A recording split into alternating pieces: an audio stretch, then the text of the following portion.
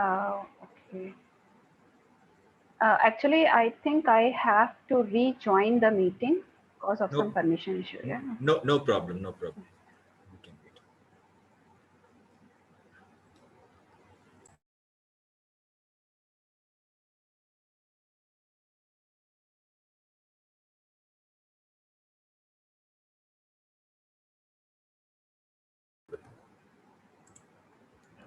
In the presentation mode, right? Yes, yes, it's visible. Okay. All right. Okay. So thank you, Vinod sir and ma'am, for giving me this opportunity to present here. And thank you, QSAT for giving this opportunity. So let's start, our talk today, which is on privacy and anonymity. Just giving you a brief overview of how the talk proceeds. So first, I will try to motivate you why privacy is important. Because most of the time people say that I don't have anything to hide, right? What is there to hide? I mean, I don't have any personal information as such, so it doesn't matter if somebody is taking my information or not. So somehow I will try to motivate you that privacy is very, very important for each of us. No matter how important we are or we are not. It is not like that only celebrities or the great leaders, politicians, or famous people have to worry about their privacy. Even general people like us have to worry about privacy. Okay, so I will present a case study which I worked on during my research. And then through that case study, I will try to motivate you why privacy is very important, right? After that, we will somehow try to define privacy, which is a very, subjective thing to define, but still we will somehow try to describe it formally so that we can further work over it, right? And in the last phase of this session, I will try to give you some techniques, to have a hold on privacy or how can we preserve privacy, right? If you have any question, you can ask in between. You can just stop me and ask in between. Okay, so right. All right. So if we see today's scenario, the smartphones that we are actually carrying with us is our another identity, right? We have everything in it. So if you think of, one day goes without a smartphone in our hand, somehow we don't know what to do next, right? We are like, so much worried that, how we do the things without a smartphone in our hand, right? For example, you want to do shopping, we do shopping on our smartphones. You want to go somewhere, we used to book cabs, book tickets on our smartphones. Even recharging of TV, paying bills, booking a cylinder, and whatnot, right? Even calling, WhatsApp, messaging. Even people start socializing on mobile phone. If you don't have your mobile phone, you feel, how can I socialize or how can I connect with the people? So it is kind of another identity, another you, which you are carrying with you. So we are actually processing more and more data daily on our smartphones. It has all your banking details, all your personal photographs, your personal messages, everything, right? Now, this also include private and sensitive, information, right? Uh, so the private and sensitive information it has is also very, crucial. Now, with the emergence of Android, right, which is a clear market leader of mobile devices, you know, what is happening is, if you see the statistics, around 46% of world's population are having the smartphones now. So what is the problem in having a smartphone or having all our data or all our sensitive information into the device? The problem lies here. you know Smartphone has the capability to leak this information outside of the device, right? And hence it is violating your privacy, right? So this is what actually worried us, that you are somehow carrying a device which is which is having the private information and has the capability to leak that information to the outside world, right?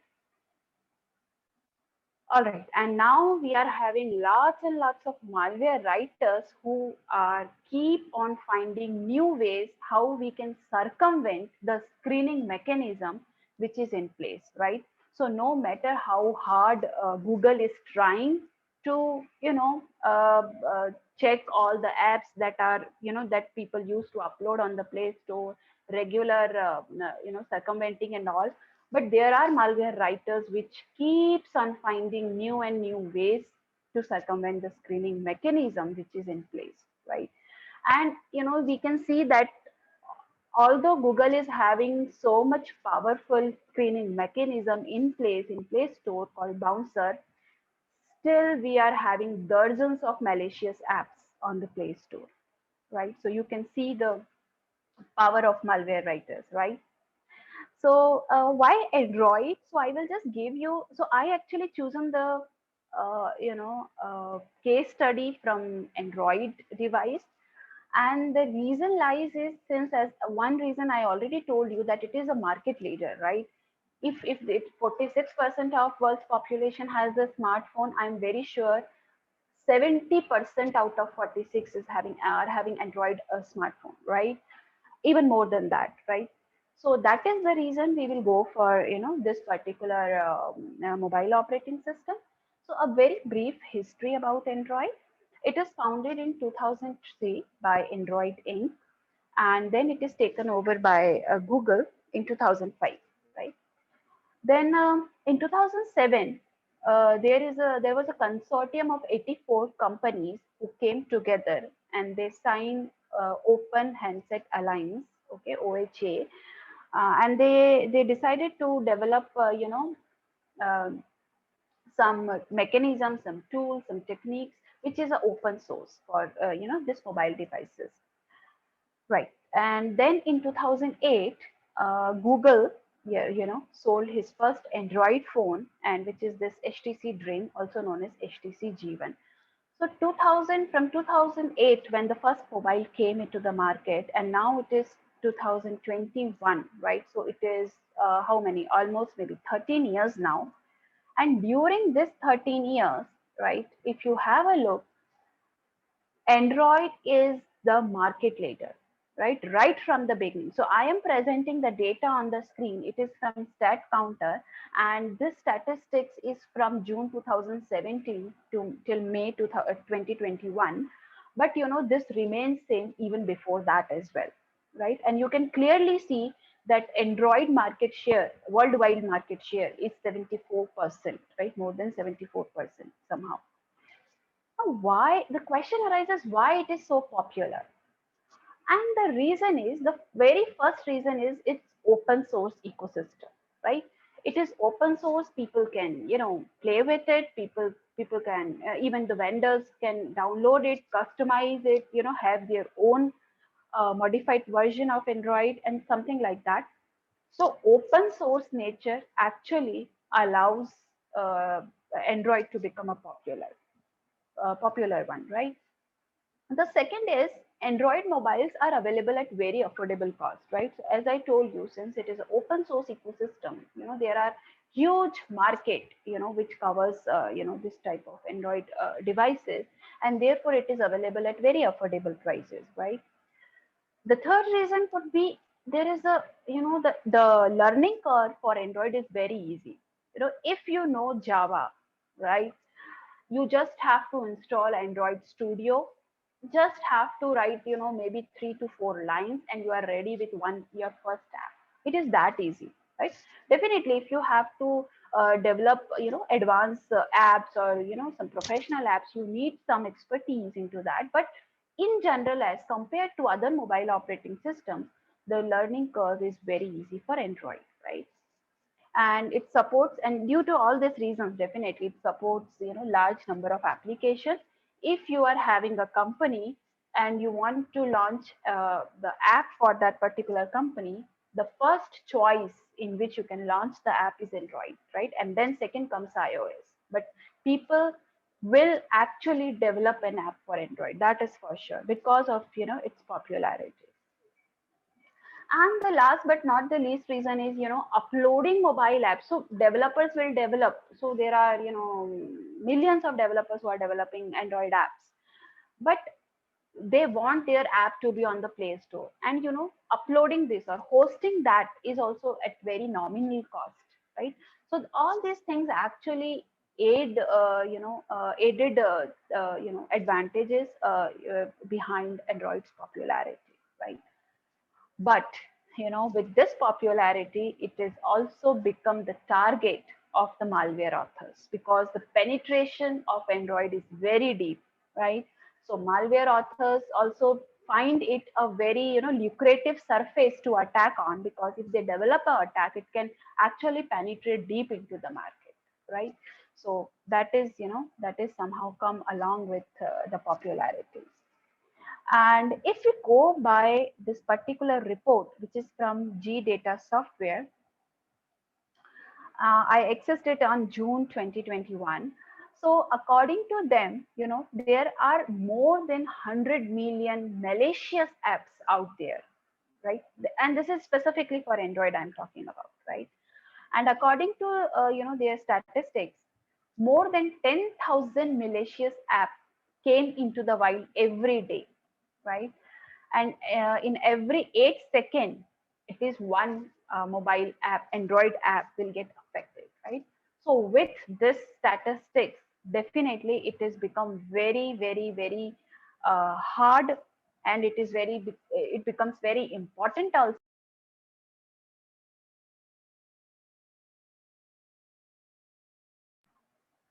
Hello, am I audible?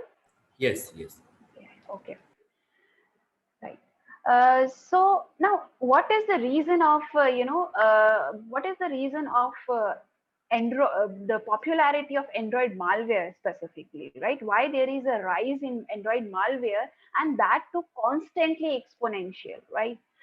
So the reason is, the first reason is there are too many Android versions. So if we see from 2008 till 2021, there are around 17, 18 Android, different versions of Android that came into the market. So on an average, 1 to 2 new versions of Android came into the market every year, right? And really, this is too much. And therefore 60% of the devices are actually outdated, right? By outdated I mean they have actually installed the operating system version which is before August 2017, right? And which is really terrific, because with each version there are some security mechanisms that are attached, and there are some vulnerabilities that has been patched up, right? And if you see that 60% of the people are still using the previous versions, then definitely it is a very easy surface to attack, right?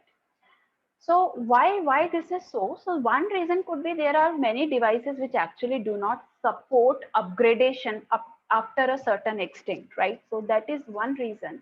Another reason is people don't want to do upload. They are not actually aware of what is the need of updating the Android version. It looks same to me, right? So why to download it and waste our bandwidth or something like that, right?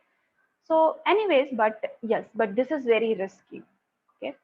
The second reason is there are few vendors, or not few, there are many vendors which actually make Android devices available at very cheap cost, right? So why they are doing this? So actually what they are having pre-installed malwares in them. Okay. The malwares are actually the rooted into the system, means they are actually the system apps, right? Not a user level app which you can uninstall. Okay. So first of all, they are invisible to the users. Okay, you don't know that which app is installed, inside the device. Even if you become aware or you are suspicious about a particular app, you don't have the power to uninstall it, because, as I said, it is installed at the system level. And due to all these reasons, they are actually giving or providing the mobile devices at very cheap cost. And generally the developing countries will go for that, because they want all the features at the best price possible.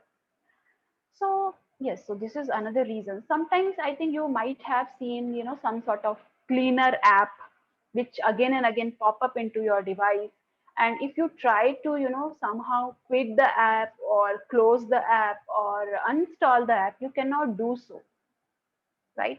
Because you don't have that particular permission. It is installed at the kernel level, right? So this is another reason, why this rise in Android malware is still there. The third reason is, vendor distribute their apps through alternative sources. So there are people, there are developers who are developing Android apps, and they are, uploading their apps on the Google Play Store. Now, Google Play Store being a centralized app distribution center, it is the duty of Google Play Store to analyze the app properly and to keep the malicious app as minimum as possible, right? And there is this security mechanism in place called bouncer, which is a very powerful mechanism to check presence of any maliciousness in the app, right? So yes, it is there, but you know what vendors do? So if you buy a mobile device of Samsung, company, it is having its own app store. You might have noticed, even if you say MI, it is having its own app store, and it prompts you again and again to install the app from that particular app store, right? From their personal or customized app store. So when they are maintaining their app stores, they are not taking, all those measures which are taken by Google as such, to circumvent the actual, to screen the apps that are present at their, stores. And this is another reason why if if you install apps from these Play Store, or we can call it as a third party Play Store or app stores, you are very vulnerable for attacks, right? So it is always safe to install app from the official Play Store rather than having it from third party store. So the gist of this is the security situation in Android is really really tense, right? Doesn't matter how hard Google is trying or taking measures, but still there are many gateways in which criminals can come, right? So yes, so that is why it is quite important to have a look at uh, the attacks that are, or the how the privacy is leaked through our devices, right? So in today's talk, I will going to present one such attacks, which is called collusion attack. And the beauty of this attack, I can say, is that even if, I mean, doesn't matter how strong screening mechanism you keep in place, still your data can be leaked, right? And this is the actual attack, which is there, which is called collusion attack. The overview of the collusion attack is, it is a scenario when two or more applications, they may be developed by the same developer, or they may be developed by some different developers. It doesn't matter, right? The problem is when these two apps or more than two apps communicate with each other or interact with each other, your personal information will be leaked. Okay. Now, how it works? So let me explain you with this particular diagram. So, there are two devices. Actually, this is a one device with two different apps in it, right? Just for the presentation purpose, I have devised these two devices. So in the device, there are two applications. The first application is Contact Manager, right? Now, what is Contact Manager? It is just managing all your contact information, right? One more thing I would like to mention here, which is important with respect to understand this attack. Whenever we or whenever the developer is developing an app, whenever he is calling some functions which are actually related to access some personal information or some sensitive information of the user, the developer has to mention that particular thing in the manifest file. Okay, so a manifest file is a file in Android which contain all the information about the Android device. Okay, and I'm very sure that since you are learning a lot about Android from the morning, you are well aware of what manifest file is, right? And in manifest file, there are few permissions that are mentioned, right? So for contact manager, definitely contact manager needs permission of read contact because it has to read your contacts, and it also needs permission to write contact, right? Whenever you save somebody's contact, it needs that permission, which is perfectly fine, right? So contact manager accessing your contact details, yes, it has to access it, right? Without which it cannot do anything. There is another app, news app. It does not have much permission, only one permission, which is the internet permission, which is very much required, to a news app because of the feeding of the news, the regular feeding of the news and all. So right, it is having internet permission. So far, so good, right? One more thing, you know, there is a mechanism through which two apps can communicate with each other, right? And this is also required. So, for example, as a developer, if I want to develop a cab app, okay, an app for a cab drivers or something like that, what I will do is I will not implement everything to access the location and all those information. I will take that information from other apps, right? So for example, Uber app is accessing your location information, but it does not have anything inside it, right? It is borrowing that information from Google Maps, right? And they properly mention that, okay, we are accessing your location, and on behalf of Uber, Google actually gives you the location information, right? Okay, so this is happening, and this is very much needed also, because as a developer, we cannot put each and everything in our single app, right? We need other apps to help out with. For example, another example could be if you are having a PDF, to read. There are PDF readers which are available. So Gmail in itself does not have the PDF reader, right? It will just open the document and ask you which PDF reader you want to open or display this content in. Okay, and whatever the PDF reader we will select, Google will give that, or Gmail will give that content to that PDF reader, right? So all these things are actually happening and very much needed in this type of environment. Okay. Now, what is the problem? So the problem is contact manager is having contact information, and it is actually accessing the contact. Now, what if contact manager will access a particular contact, say contact of some important person from our contact details, or anyone, okay, from our contact directory, pass that information to another app, say news app, right?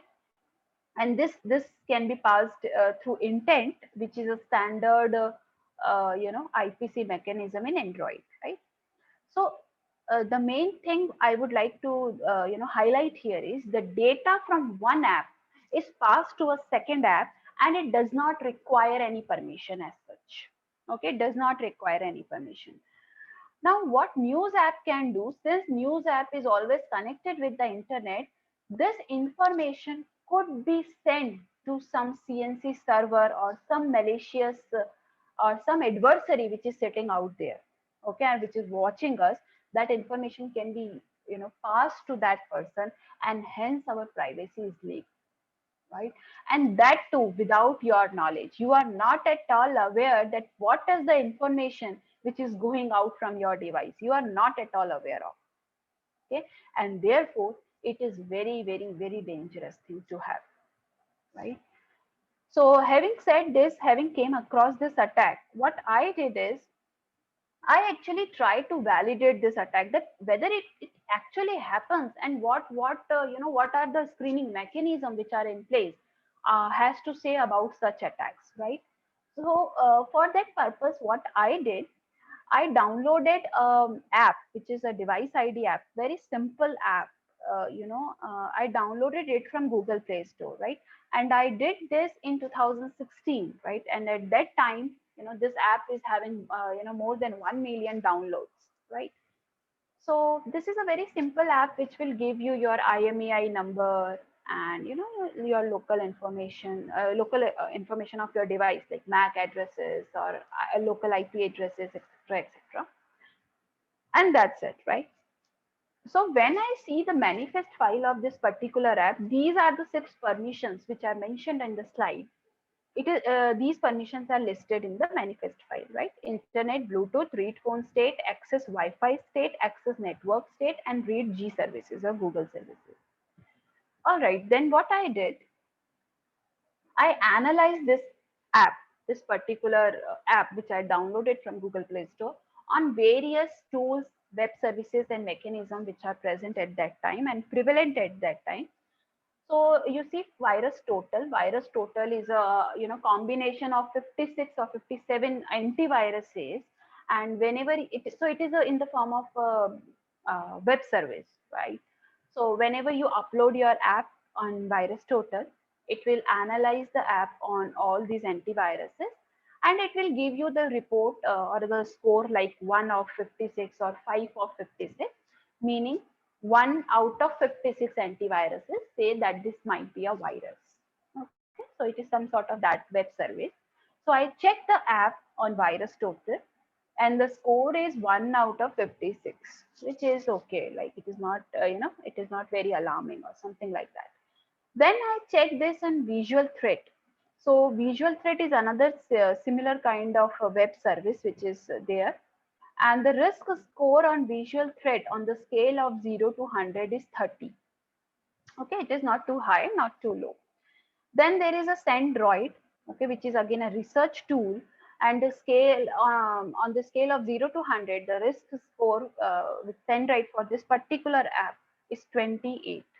Okay, then these are two Android application, permission checker and permission friendly, right? Permission checker is having different categories, and when I analyze the app on permission checker, this particular app put device ID app into personal info leakage category.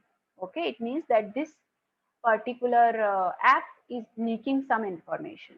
Okay, fine.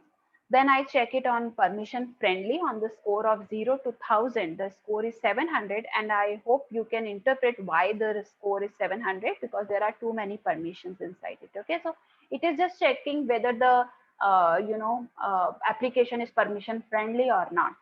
The more the permission, the higher the risk. Okay. Then the last 4 are some research tools, from so ICCTA is from some very good university. ICCTA and Flowdroid is a very good technical university of Darmstadt, I think Germany or something like that. So they say that the app is having no source and sink, meaning there is no anything they found in the app from where the sensitive information can be generated and it can be leaked out, right?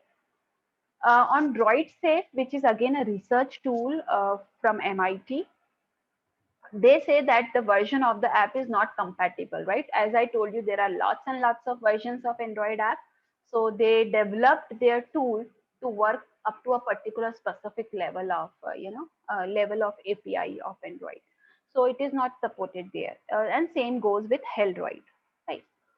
Okay. So what I interpreted with these results is that risk score is moderately high because there are too many permissions, and it is not very high because the app is actually a benign app. It is not doing anything wrong, right? Okay. So after that, what I did is I reverse engineer the app. Okay. I extract DEX and manifest file. Okay, so I reverse engineer it using APK tool, and I am very sure you are, you have learned about APK tool in the morning sessions. So with the help of APK tool, I somehow divided the app into DEX and manifest file.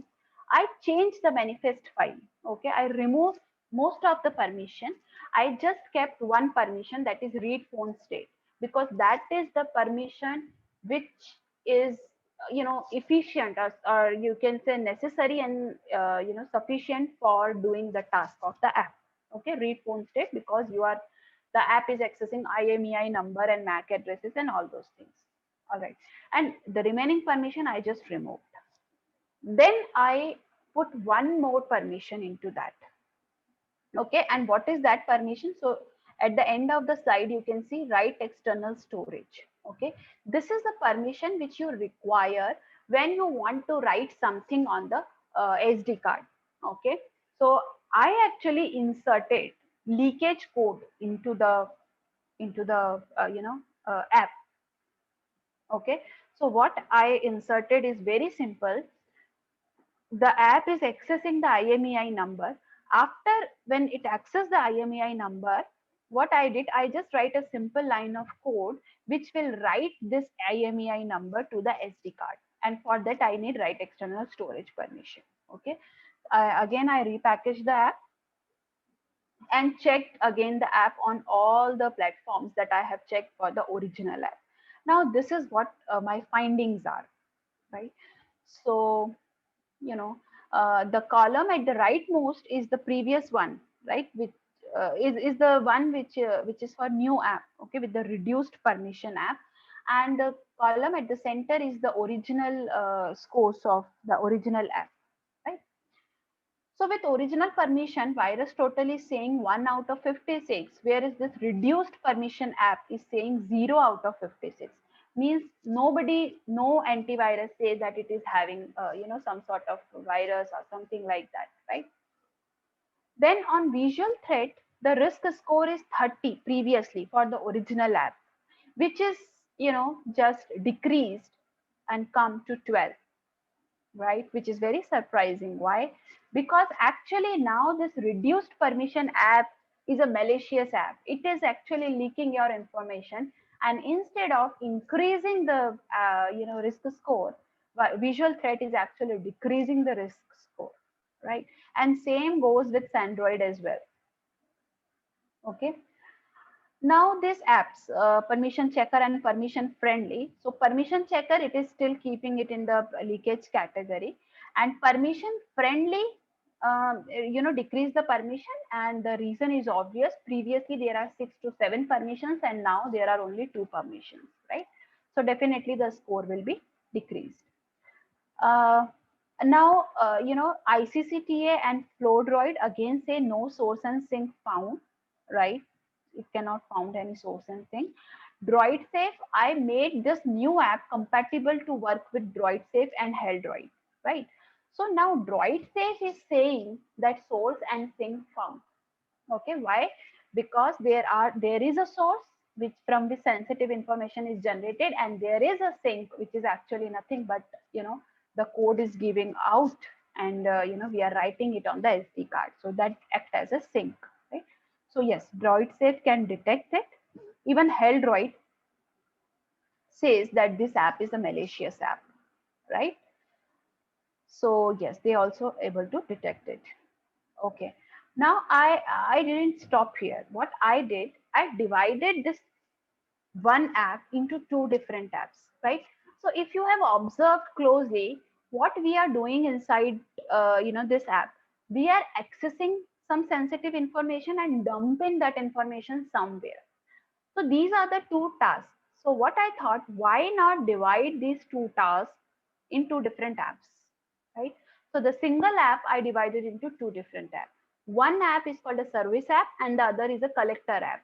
Now the service app will actually generate or access the IMEI number of the phone, pass that particular number to the another app which is collector, and collector on the behalf of the original app, it will actually write, you know, the IMEI number to the external storage. Okay, so this is what I did. Now let's see what are the scores of these two apps. And you will be surprised by seeing that the risk score is very, very low. So virus total says perfectly okay. Visual threat risk score is less than 10, okay, even for Android. Now permission checker, which is previously keeping all our apps into leakage category, is now saying not in any category, means the app is safe. It does not belong to any malicious category or any suspicious category, right? Permission friendly, yes. So the score is 100 and 120, which is not too big. Now all the tools, okay, so ICCT and FlowDroid are still saying no sources been found, but Droid Safe, which is previously saying that uh, uh, there is a source and sink, it will say there is no source and no sink, right? So for the collector app also, so there is this mistake in the slide. It is not in any category, but it says no source and sink found. Okay, so this research tool actually give you information about sources and sinks that they can found, right? Now comes Heldroid. So Heldroid, which previously saying that the app is malicious, is now predicted that this particular app is benign. Okay, so I did this for both the apps and it says that these apps are benign. Okay, so no app, none of the app or none of the security mechanism is actually saying that you are having a malicious app, but still there is a leakage possible. So whenever you install both the apps simultaneously on your device, there is the leakage of information of which user is unaware, totally unaware of, right? And this is how actually our mobiles are working right now. You don't know what is the information that is leaked. If you have observed, if you are talking to some of your friend or to somebody about say some particular shoes, suddenly you will get ads of that particular shoes, although you have never typed that I want the shoes, or you have never searched it anywhere. You are just talking, right? And there are some incidences that happen. If I am talking about a particular friend to some of my friends, suddenly what happened, their number seems to be somehow. So whenever we type message in WhatsApp, the name of that person appears. Okay, so WhatsApp is giving some suggestions, right? So that appears. So it is actually happening, and but we are not very much aware that what information is leaking and how it is going out, right? So I hope, I mean, you are getting some idea of, how, and at least you are a little bit motivated that yes, we have to find more, we have to delve deeper into this particular thing, that how our information is leaked and so on. So any question till now? I will just take a 1 minute pause if you have, are having any questions. Participants, if you have a question, you can type in the chat window.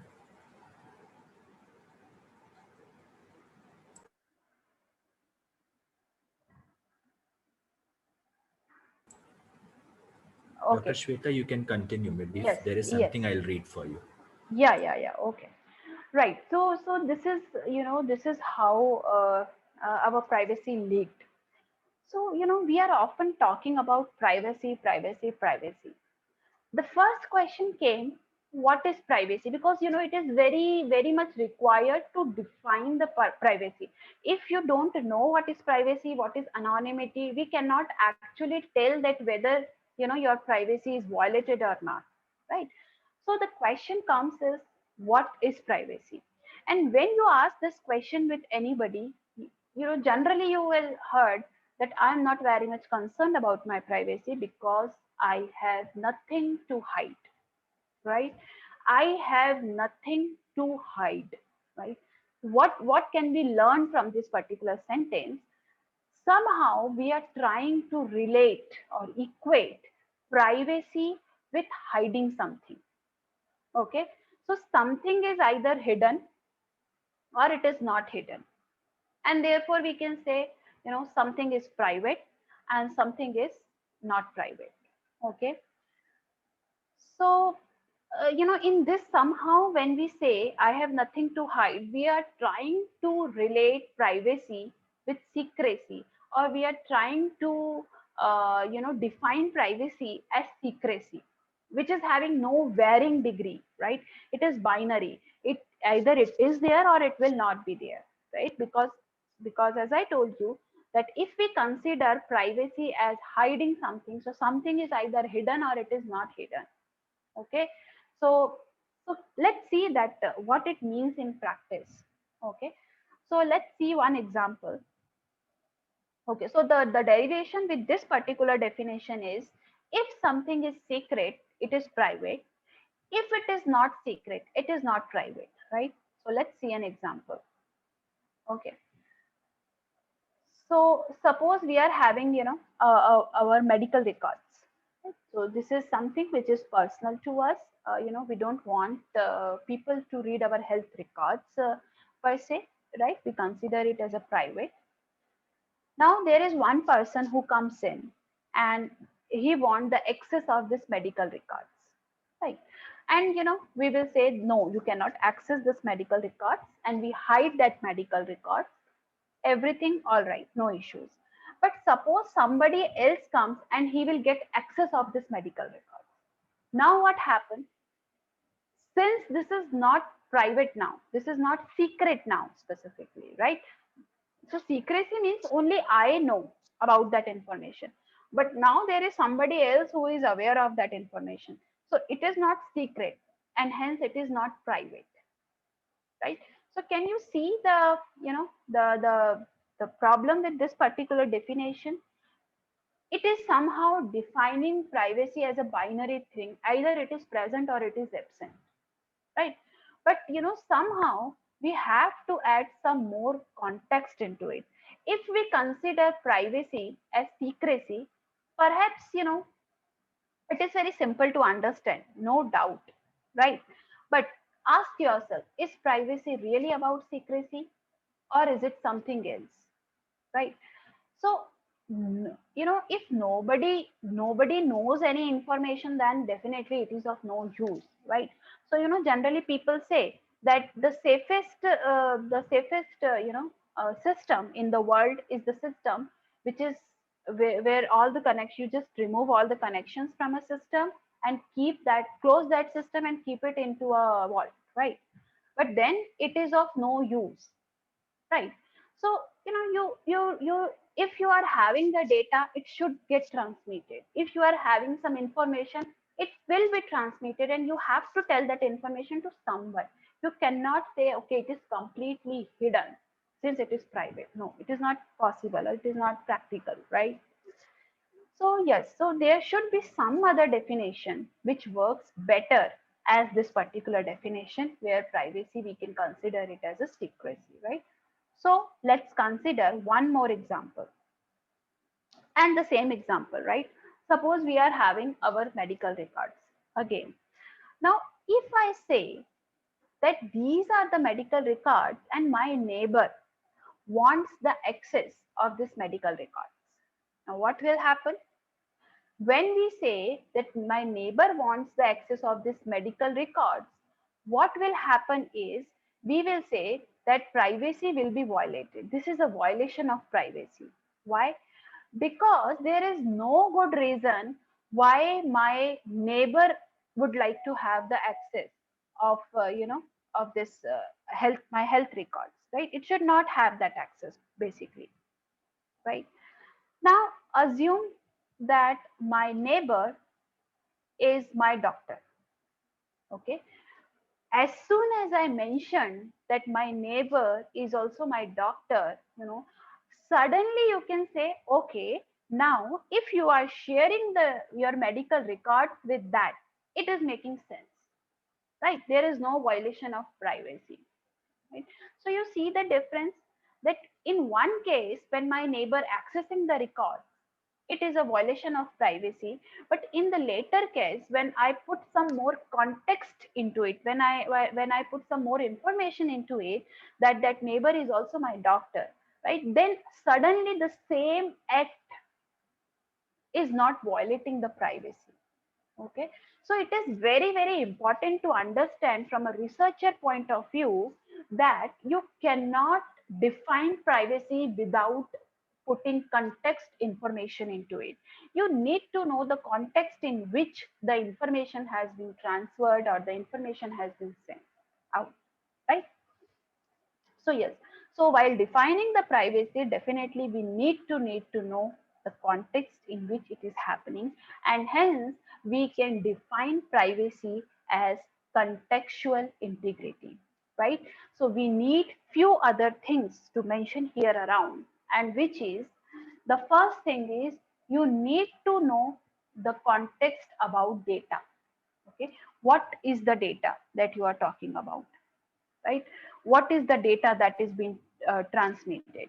So, in the example that we have covered, the medical records is the data about which we are talking, right? And it could be anything. And while deciding that whether the privacy is violated or not violated, we have to take data into consideration. What is the information that we are talking about? Okay.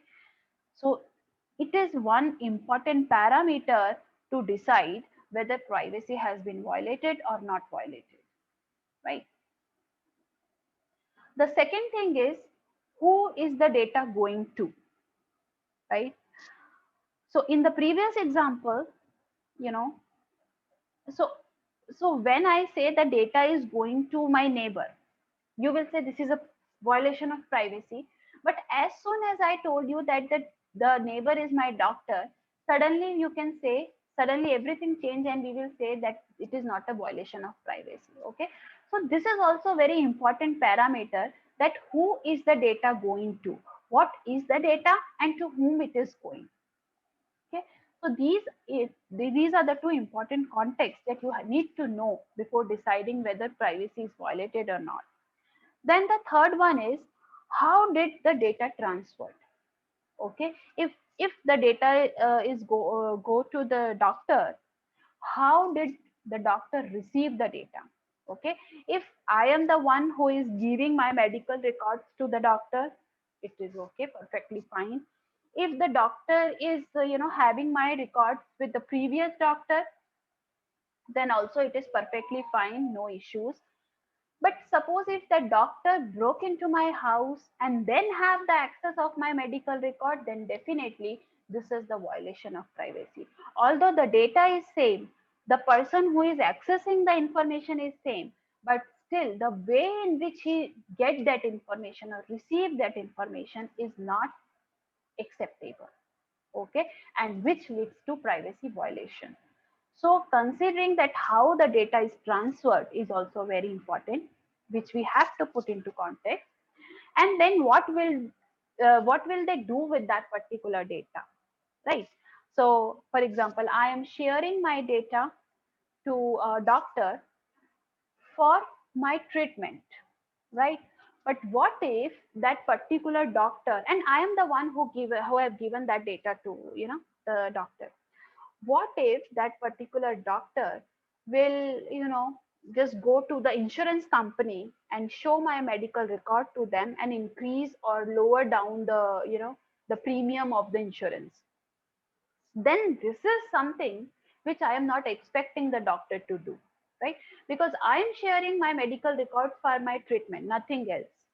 Okay, but if the person whom you are sharing the information will do something which is not accepted, right, which is against your expectation, then definitely it will consider as privacy violation. Okay, so these are four very important things that you have to take into consideration when we are actually talking about or defining privacy.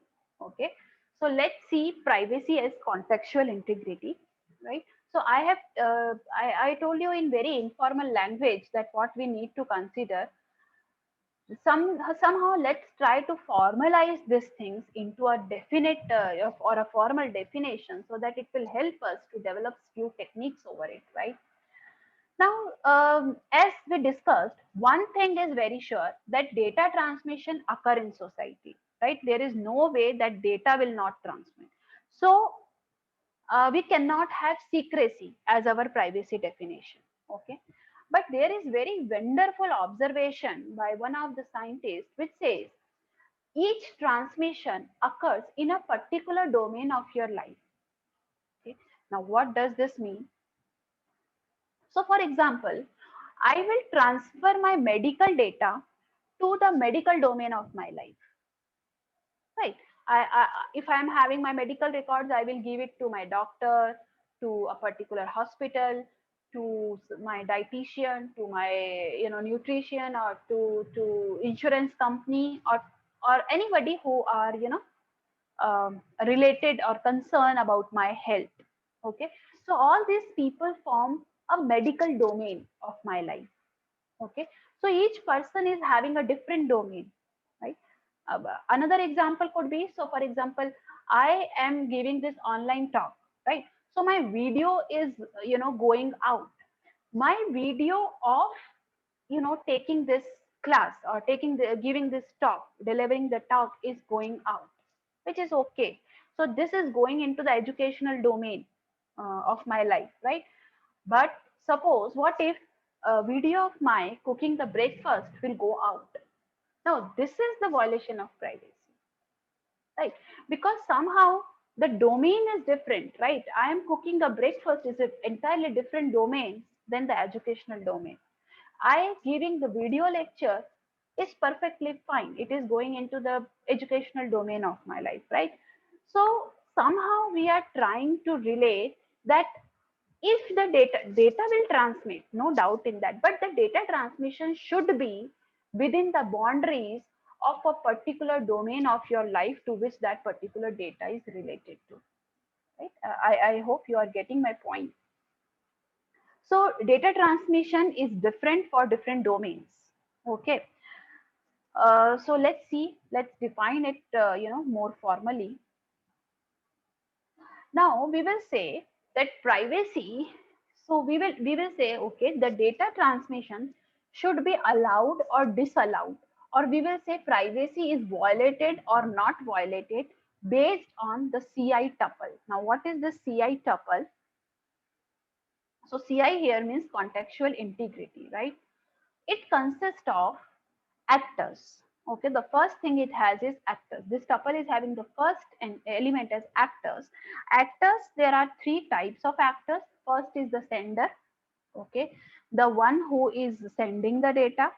Then we have receiver, the one who is receiving the data, right? And then the subject, who is the subject of the data. Now, sometimes subject and sender are the same, or sometimes they are different. Okay. So suppose if I am telling you something about myself, then subject and sender are same. I am the one who is telling, and I am the one who is telling about myself. So both are same. But suppose if I am telling you about, some neighbor, some my neighbor, so that neighbor will become the subject of the data, right? So sender and subject may be same and it may be different. The second thing is information type. Okay, so what is information type? What information I am giving? Okay, for example, my medical records, my, some video lecture or things like that, right? What is the type of the information? And generally this information type is the one which will define the domain of the data. Okay, so if they are my medical records, then definitely with that thing I can say that, okay, medical records is there, so it is related to medical domain of my life, okay, etc. The third very important thing is transmission principle, right? It is some information about how the data is transferred, okay? Whether it is with consent, it is through written permission, it is, whether it has my signature, etc., etc., right?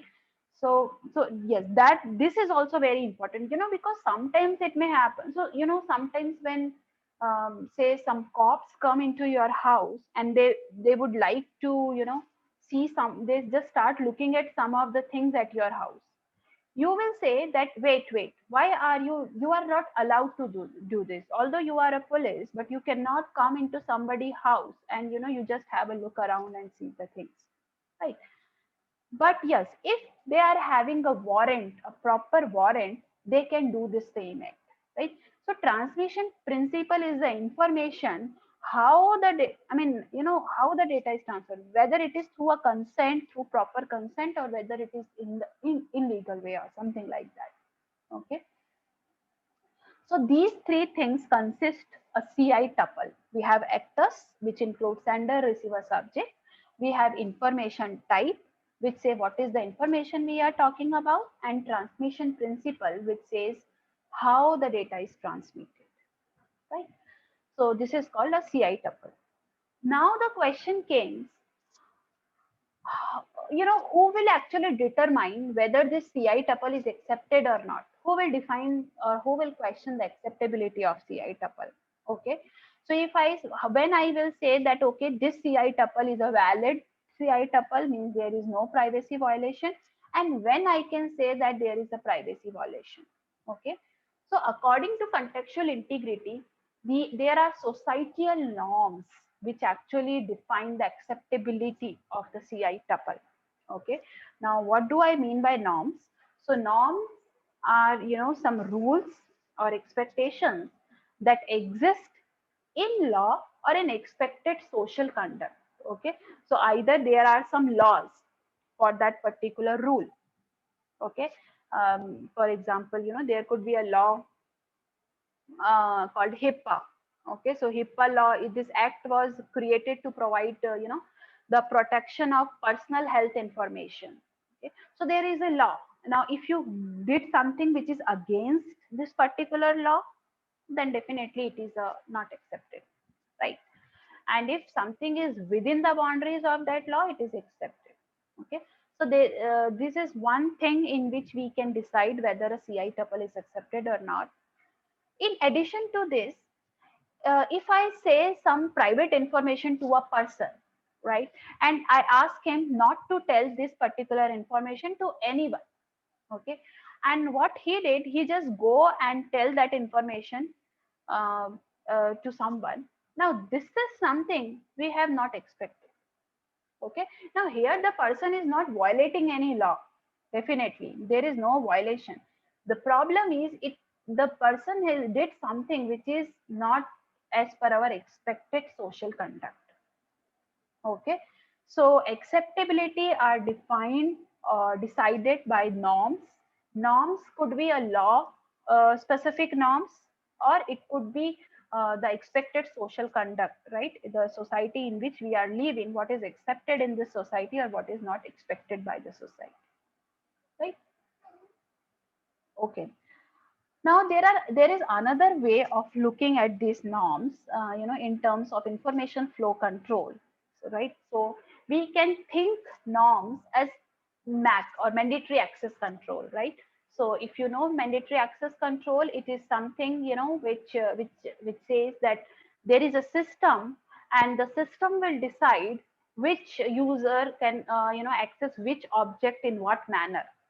Okay, so norms are something like that. Now here the system is nothing but the society in which we are living. Okay, and there are some rules, there are some regulations which are accepted in this society and which are not accepted in the society. Okay, so it is kind of a MAC scenario, mandatory access control scenario. Now definitely, if a person who is defining the acceptability himself is the subject of the data, then it is like a discretionary access control, right? So if I am having some of my personal information, some private information, and I will define that this information can go here and it cannot go here, means I have the exact right where the what is accepted for this information and what is not accepted, then in that case we call it as a discretionary access control, where the object actually is defining what who can access this object in what manner. And this is also called data autonomy. Okay, as you are having this your personal data, you have the right to decide what is accepted and what is not accepted, right? Okay. Now, so when we see this contextual integrity and information flow control, okay, it is very much clear with this that so we are actually properly defined our privacy in terms of a CI tuple. We have also defined that these are the norms which are accepted and which are not accepted. The problem is, how can I make sure that these norms are enforced? How we can enforce contextual integrity, right? We have our policies in place. These policies are based on our CI tuple that we have decided, but how do we enforce this? How we actually implement this, right?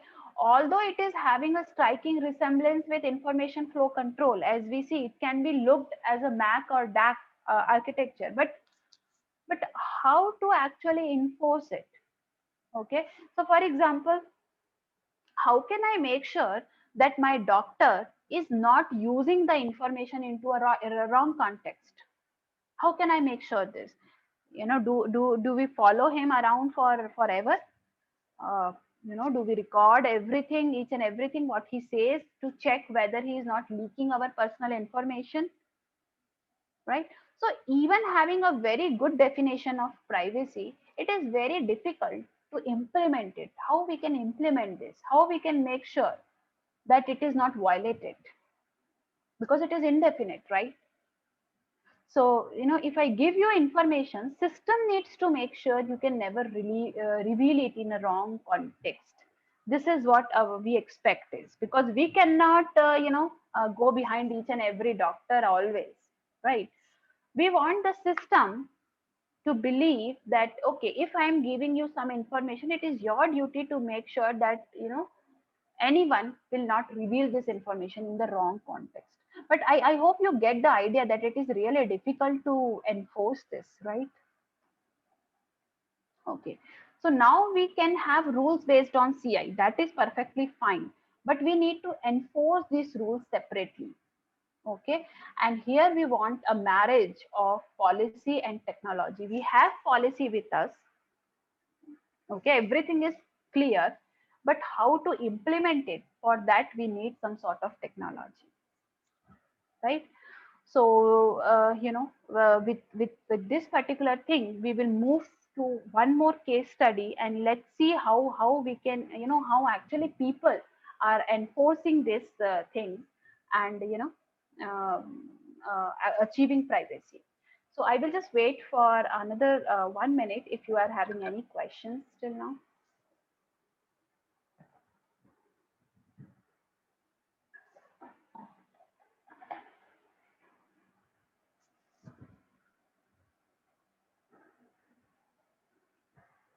Okay, I hope there are no questions.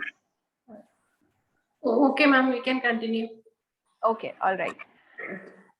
Right. So now suppose, let's consider one more example, right?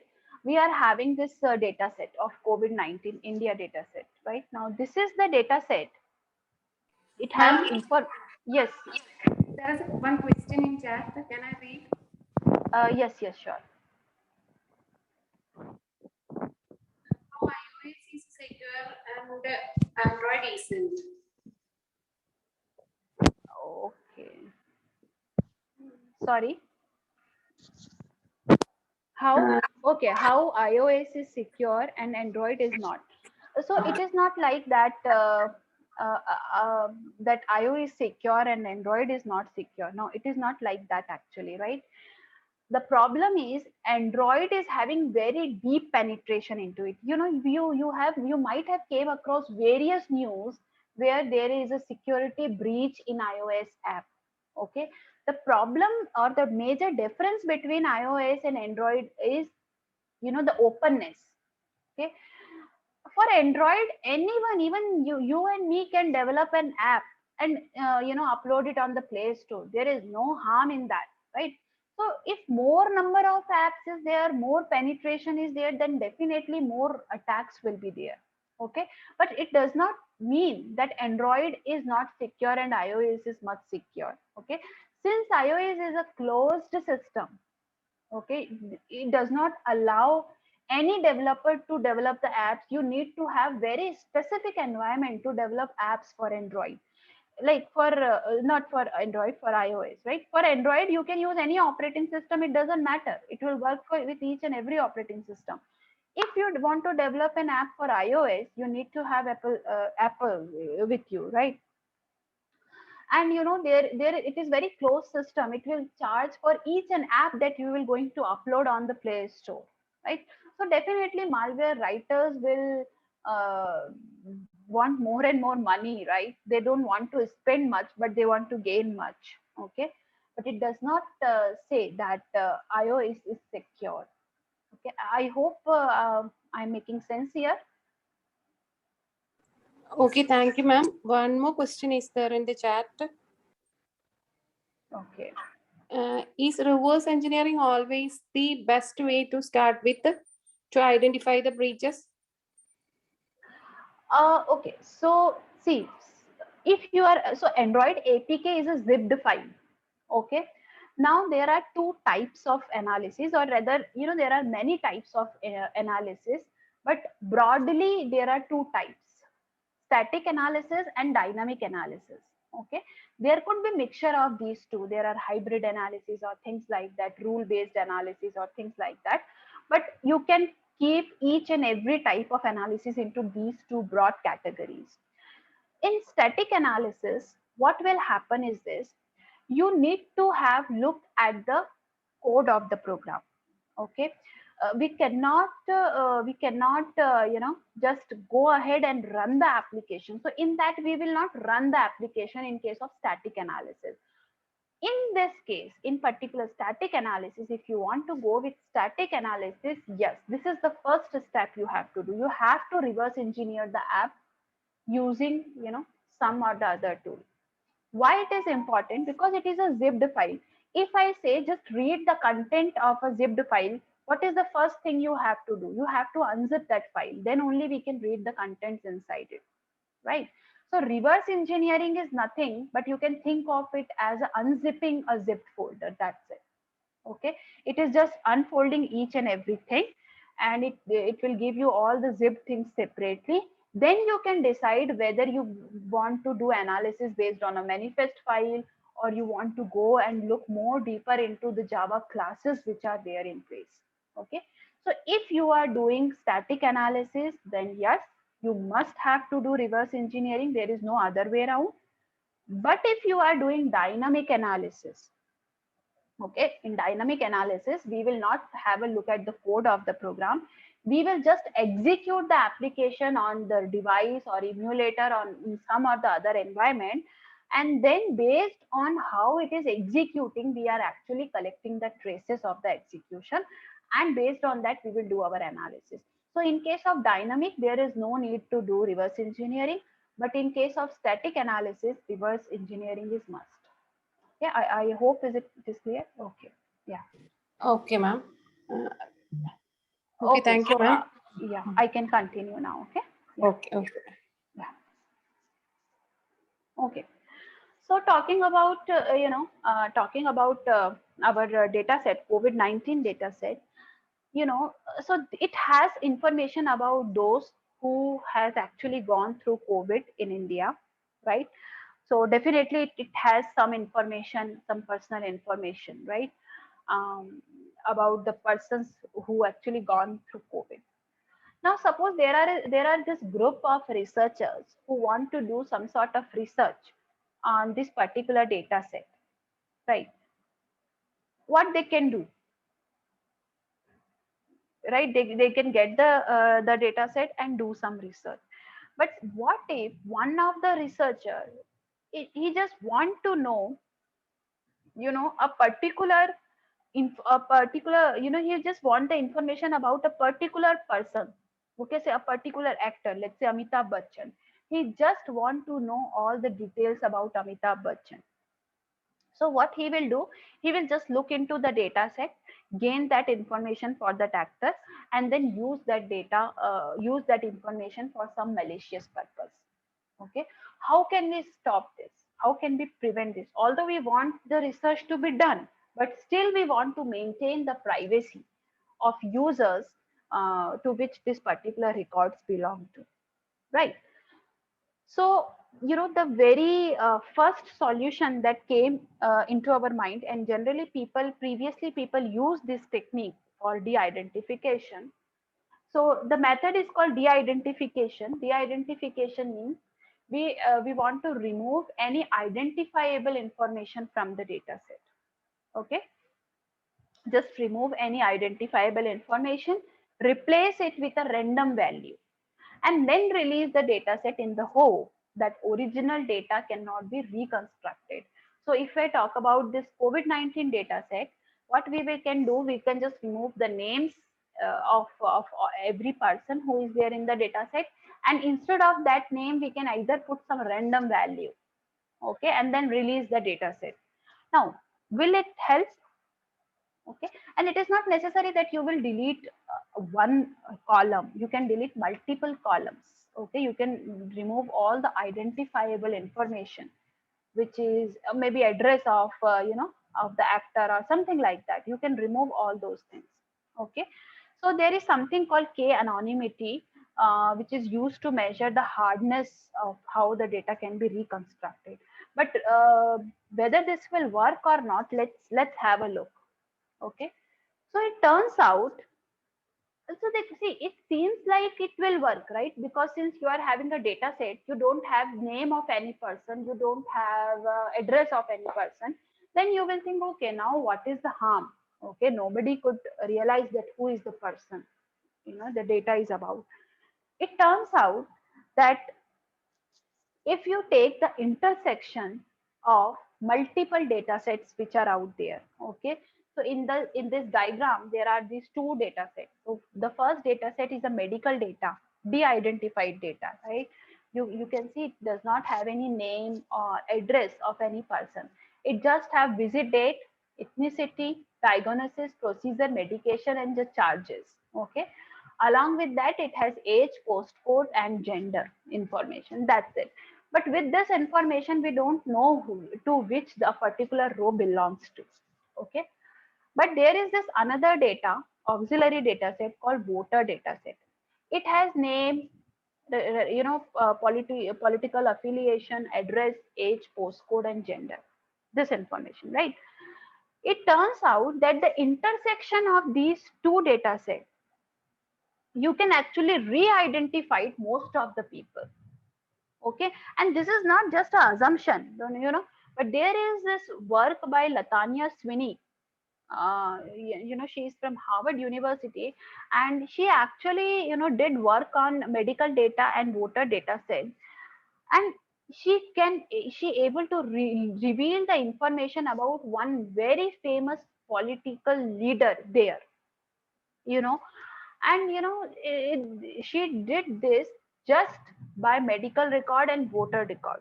For that matter, there are lots and lots of data sets that are present out there, right, which can help or act as an auxiliary data set to re-identify the data.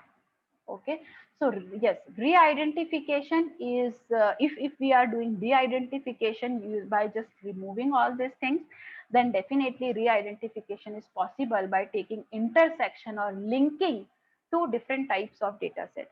And according to Latanya Sweeney, she said that if I get just these three information, birth date or age, right, the gender of a person, and the zip code, postal code of the person, she said that 87% of the Americans can be identified by just these three information. 87% of the Americans, right? So you can think of how how vulnerable this de-identification is. You are thinking that okay, now you can release the data, it is safe, nobody can reconstruct it. But actually, just by having a simple voter data set linked with it, you can able to re-identify the data. There is another example of why de-identification doesn't work. There is this Netflix prize competition. This is proposed by Netflix. So it is a competition to develop an algorithm to predict how someone will rate a movie. Okay, so in 2006, Netflix announced this particular competition. What is the goal? The goal is, whenever a new movie came, you have to develop an algorithm to predict how someone will rate it. Okay, so for this purpose, Netflix provided a data set, and this data set is having 100 million ratings, okay, of 480,000 users, and there are 17,000 movies in it. And if you see the data set, the username is some random, random names. The release data set does not have proper names. The names are randomized. The movie names are right, yes, but and their ratings are also right. Although there are some randomness in the rating as well. Okay. Now, there in University of Texas, there is some person who actually, there is a paper, robust de-anonymization of large sparse data set. This is the name of the paper, and they actually show that if when they combine this Netflix data set with the IMDb data set, IMDb data set is also available. So when they combine these two data sets, they actually able to re-identify all the names which are not mentioned previously in this particular data set, which is provided by the Netflix. Okay, and this is called linkage attack. Okay, this is something called linkage attack. We are linking to different types of data sets to know more information about that, right? So the problem is, so what we want something more stronger than this. It is not like that if we just remove few of the columns and in the hope that we will not the data will not get reconstructed. It is actually not true. We need something stronger than this. Okay, so how much stronger? Let's see.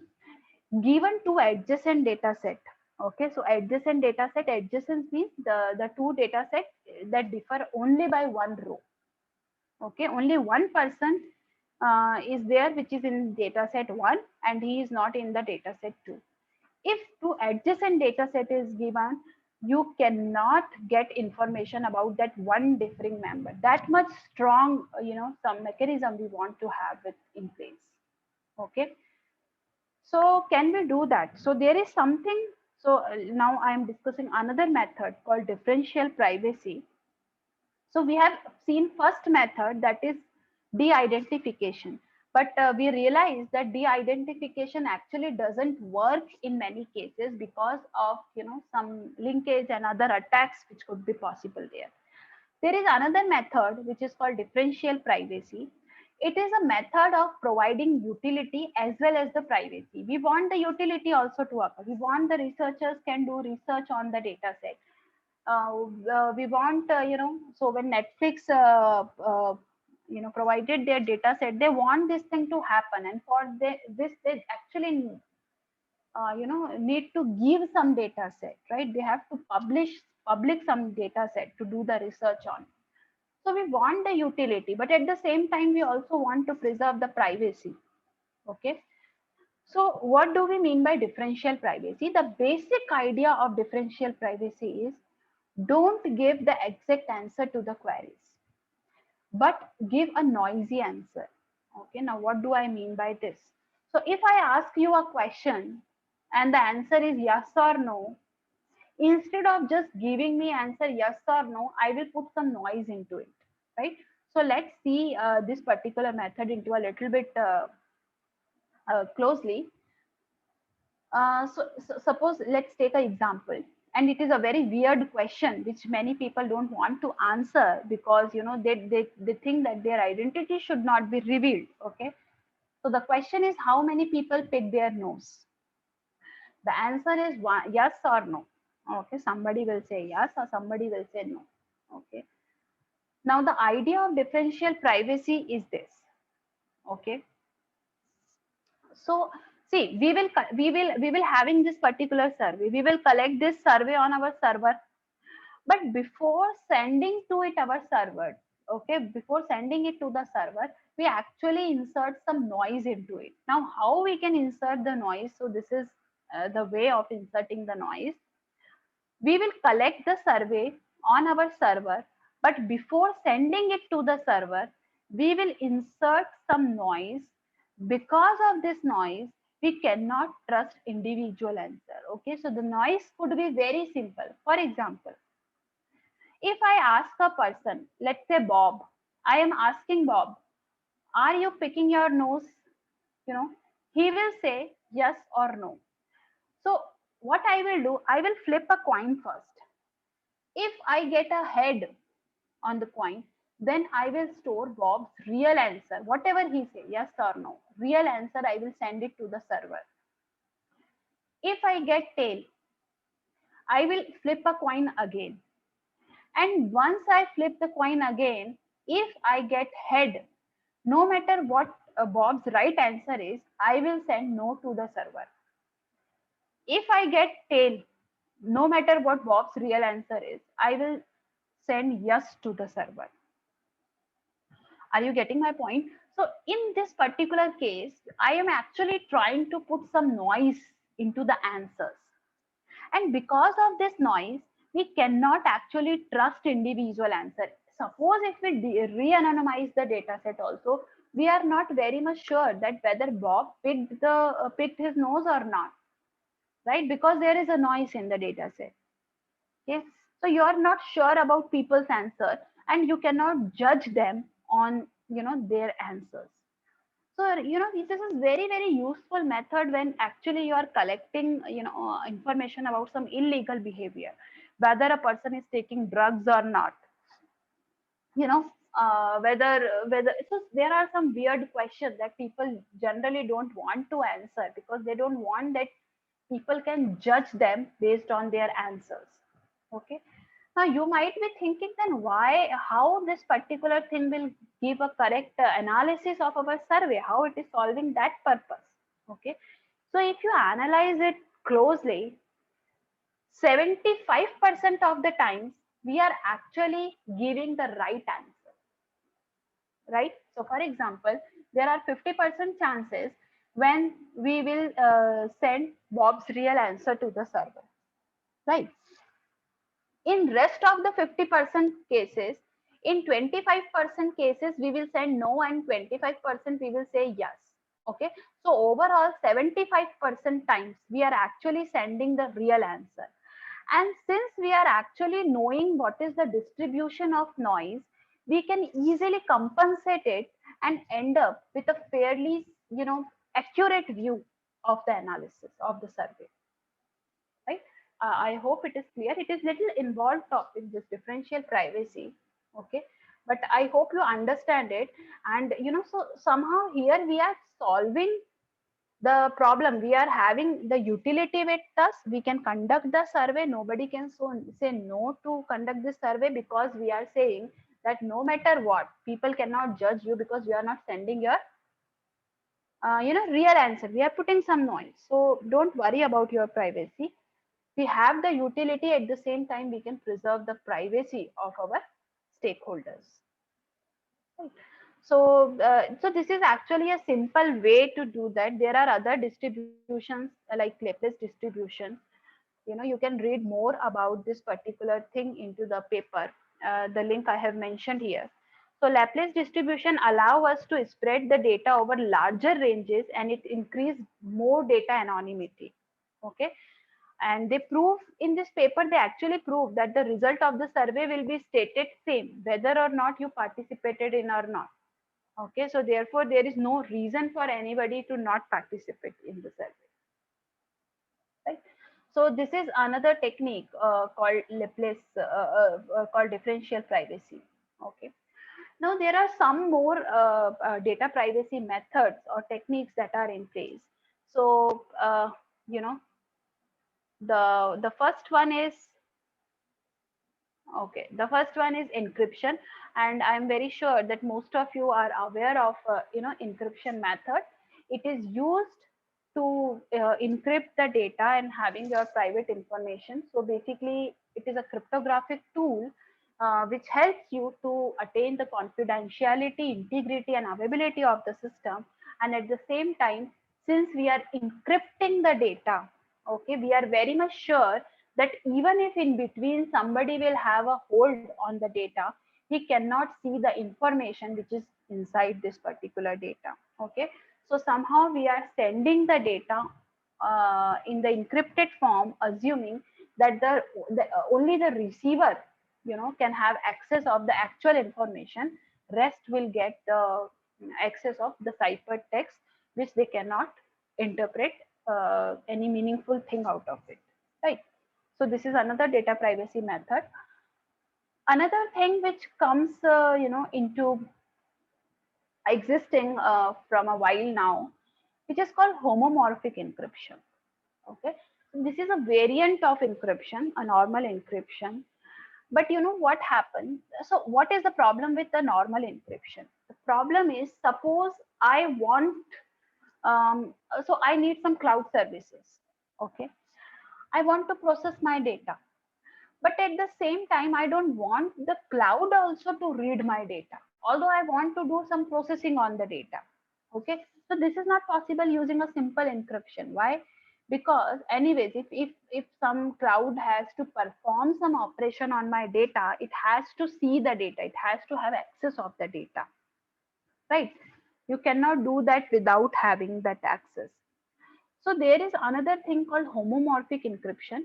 It is a form of encryption that permit user to perform computation on its encrypted data without decrypting it. Okay.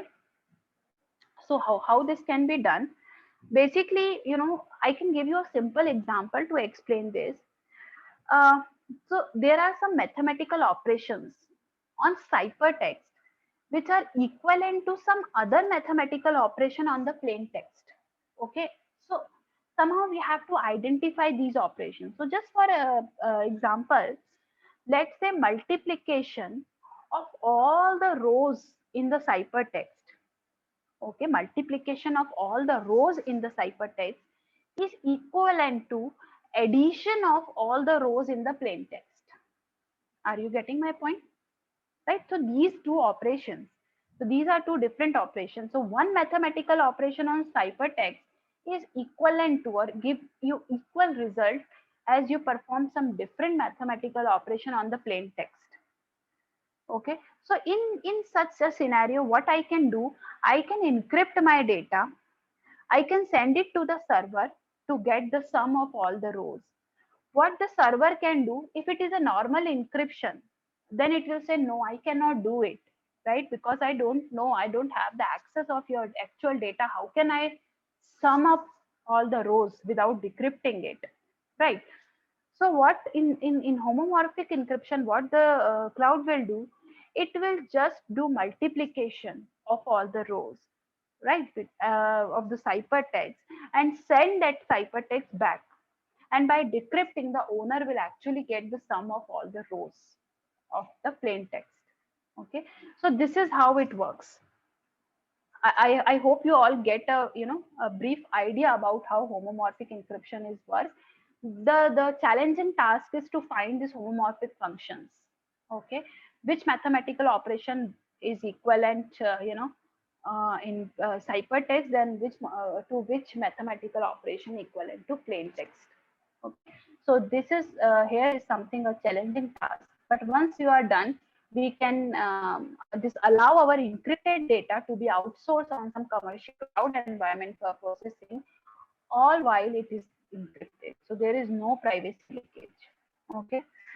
There are another techniques, one of which called multi-party computation. Okay. So it is a subfield of cryptography with the goal of creating methods for parties jointly compute a function over their input while keeping those input private. Okay? So, we are having a group of people jointly working on something. Now, each of them are having, their own data.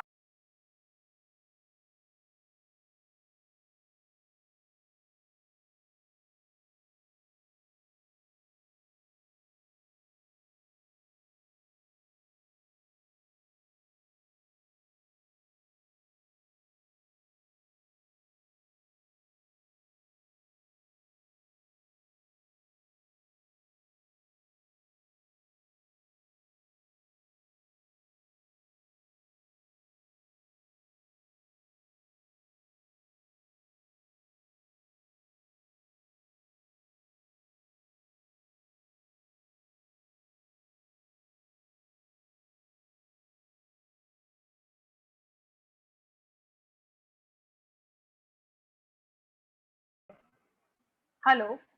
Yes. Am Ma'am. I audible? Yeah. Yes, ma'am. Yes, ma'am. Sorry, there was some network issue. Okay, okay, it's okay, ma'am. Okay. Yeah. So multi-party computation, it is a subfield of cryptography with the goal of creating methods of parties to jointly compute a function over their input while keeping those input private. Okay. So we are trying to somehow keep our input. So it is kind of a, there are say 10 members around. Each Ma'am, want to keep their input. Yes. your screen is not visible. Okay. Although my screen is shared well. Okay. Let me just stop sharing and I will again. Okay, okay, ma'am. Is it visible now? It's coming.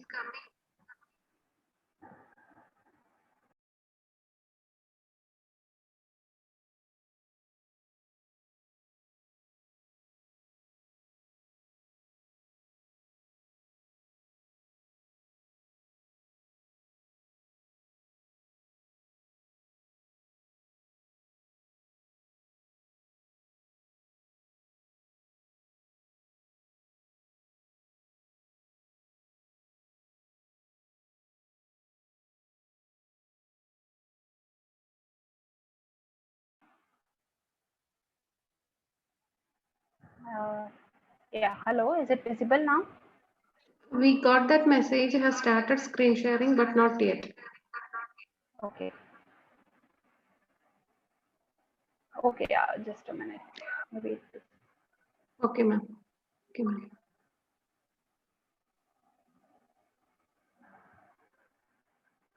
So in the meantime, if somebody is having question, you can ask. Okay, ma'am. Participants, if you have any queries, you can post it in chat.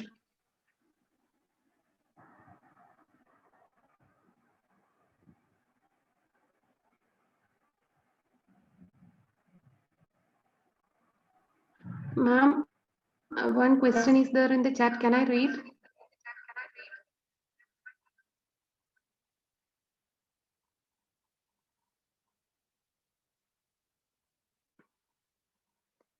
Shweta, ma'am, are you there?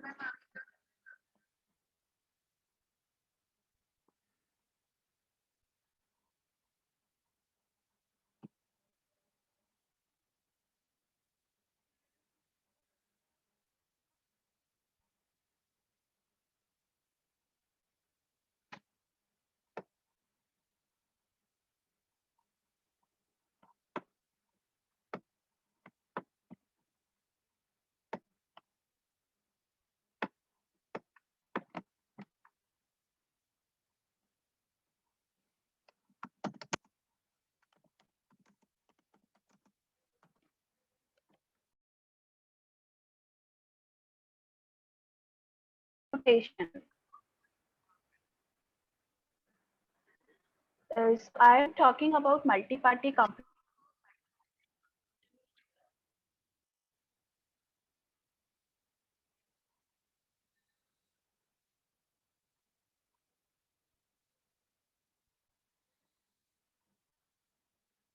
Multi-party computation. I'm talking about multi-party computation. It is a subfield of cryptography in which our goal is to our goal is to somehow compute the combine function of all the inputs without revealing the input, right? And there is one more method which is called zero knowledge proof. It is a method by which one party or the prover has to prove something, right? Or verify something, but it does not have to give that.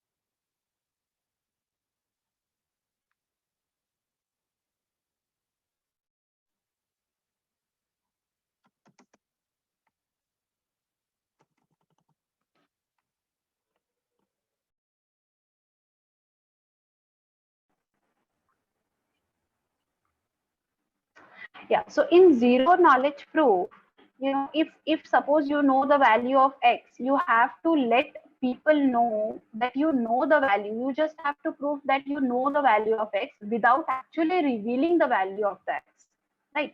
So this is something called zero knowledge proof, and there are, you know, many other methods. um,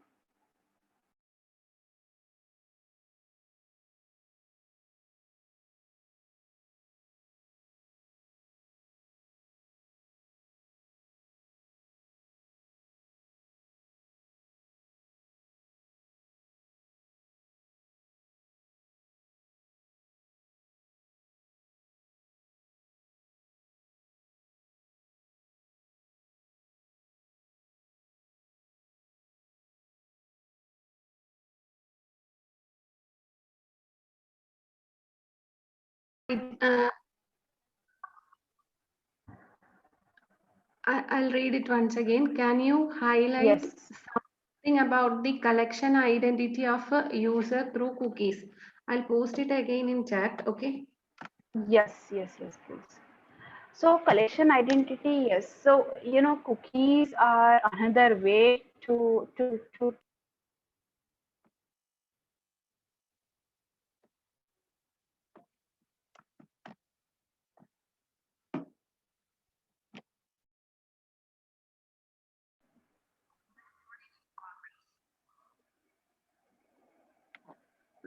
Ma'am, we have two questions in the chat. Can I read? uh,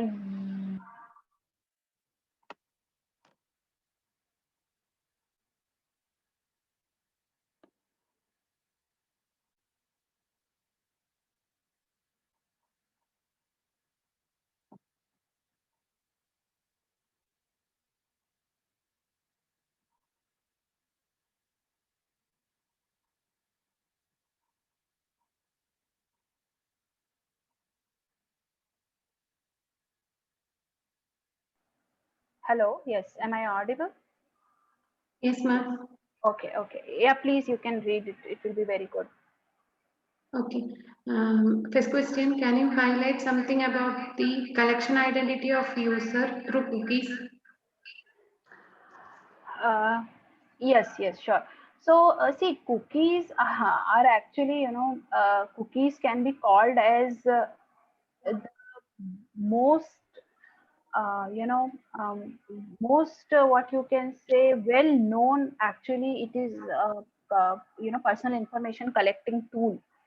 You know, cookies, and you know, there are lots and lots of things that can be collected by cookies.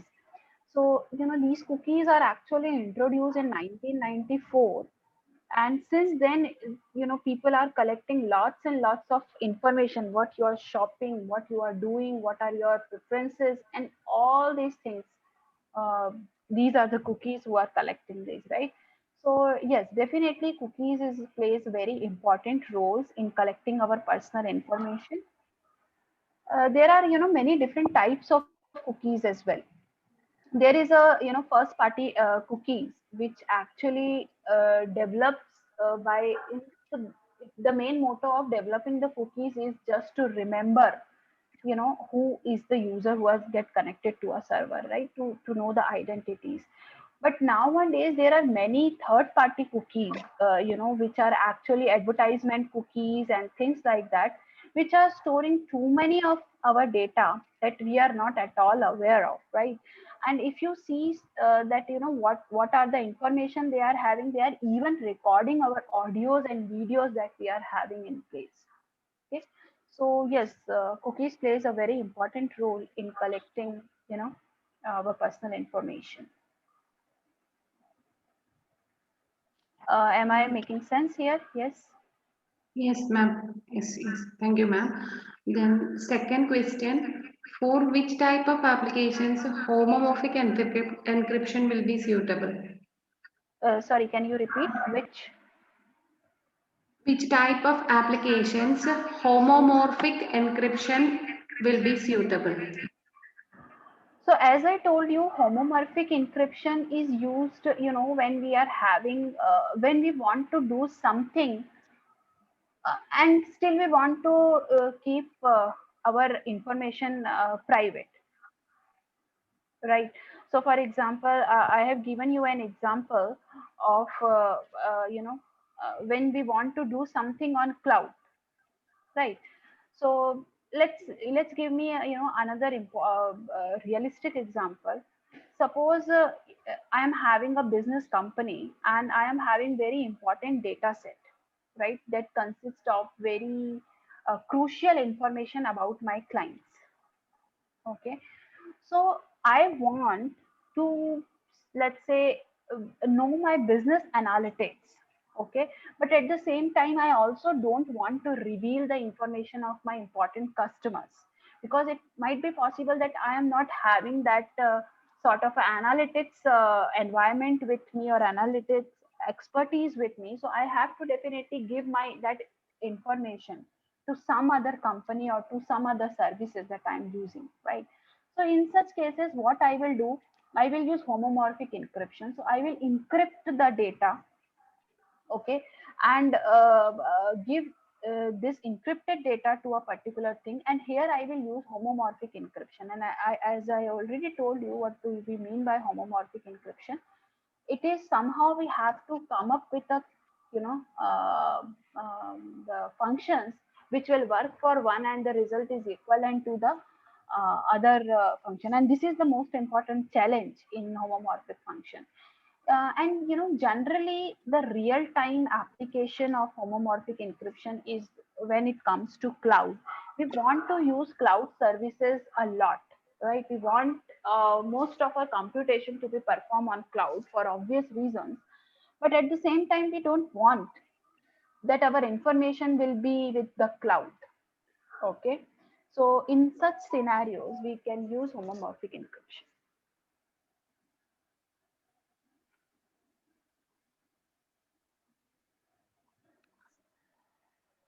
Okay, ma'am, it's clear. Yeah. Okay. Can we?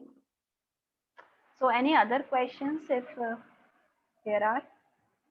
No other questions are there in the chat. We can continue. Right.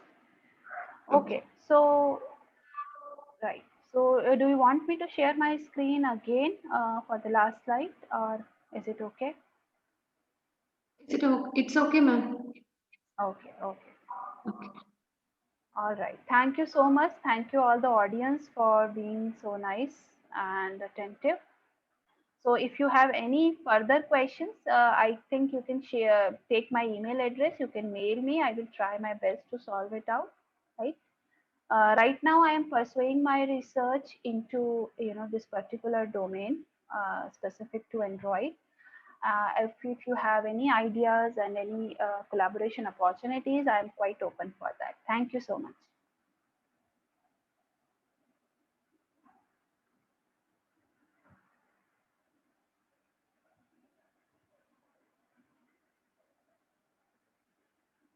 Yes. So, can I stop the mic?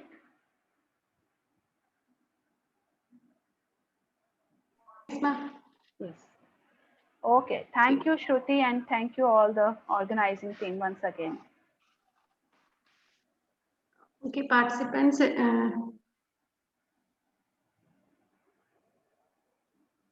Hello, ma'am.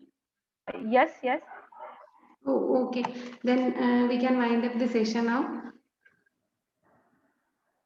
Yes. Sure. Okay, okay. Thank you so much, ma'am, for such a wonderful session. It was actually informative session, and also we look forward to having you again in our future programs. Once again, I thank you on behalf of Department of Computer Applications, CUSAT, and thank you, ma'am. Have a nice day.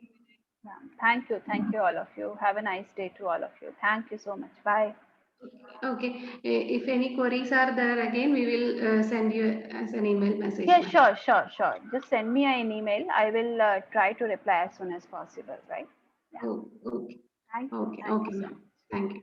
Thank you so much.